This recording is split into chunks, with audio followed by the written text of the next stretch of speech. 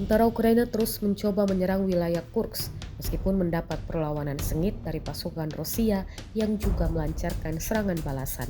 Di sekitar Pavlovka, wilayah Sumi, upaya Ukraina untuk membuka jalur serangan menggunakan kendaraan pembangunan jembatan digagalkan oleh serangan UAV atau drone peledak milik Rusia.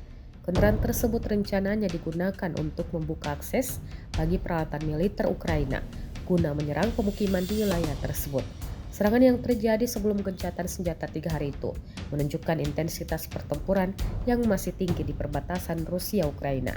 Rusia mengklaim serangan UAV tersebut berhasil menghentikan pergerakan militer Ukraina, sementara pihak Ukraina belum memberikan tanggapan resmi terkait insiden itu.